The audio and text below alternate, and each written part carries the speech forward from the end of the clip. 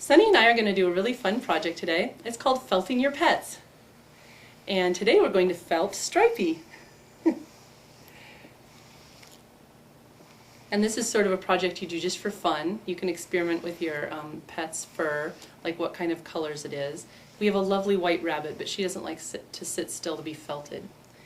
And the kind of brush that Sunny's using, and this is part of the trick to felting your animals, is a brush that sort of has hooks in it like this.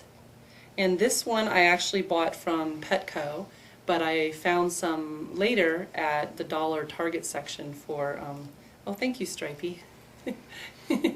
I got some later at the dollar Target section for $1. And the trick to getting a good felt out of the pets is for the hooks to be on the brush. So if you just use like a hairbrush or a different kind of brush, it's not going to work as well. So Sunny, do you have any fur for me there? We have some from earlier that we have. You're going to give me some more. Thank you. And if you're going to do this for, if you really get into this, I know one woman I've purchased things from before, she does lovely felted rabbits from her Angora rabbit at home. But I'm just going to take it raw like this and start forming things out of it. And I'm going to do some finger felting here. And finger felting is just where you shape the felt with your fingers rather than any tools. And I'm going to start out with doing something really easy. I'm going to make a skirt. And the way you make a skirt is you just keep forming the fur, and the more you work with it in your fingers, the more it becomes like felt. You just sort of pull it apart and you rub it, and the more you mess with it. But as you're, thank you Stripey. Stripey keeps licking me, so I think she's trying to groom me too, as well as grooming herself. So as you're squishing it with your fingers and rolling it around in your fingers and stretching it, always be shaping it into the shape you want, because at a certain point it's going to become like felt and you won't be able to shape it anymore, so you don't want it to be in a different shape. So as I've been shaping this, I've been leaving a little hole in the middle for the skirt, and I've been shaping it into a circle.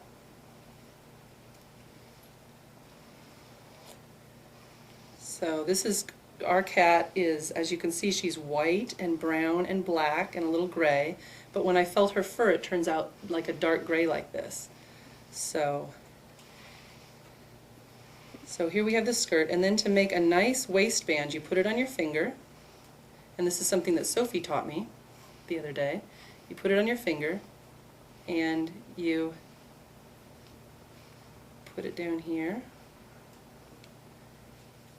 and you just sort of smash it around there to make a nice waistband, and then you have this really nice waistband. And I have a little skirt here, and I can make the hole smaller or larger, and then I can put this beautiful gray skirt on a wooden doll, or I can put it on a doll I've already made.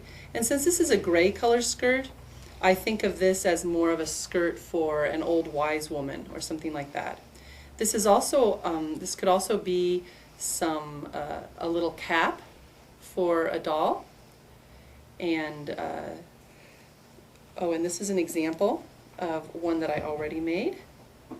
This is an old woman that I made, and she has a gray skirt on, which I've made in sort of a cloak, and then I also made some hair for her. And to brighten up the gray a bit, even though she is an old wise woman and I wanted her gray, to brighten up the gray a bit, I did put a little red flower on top, and I put a ribbon around her neck.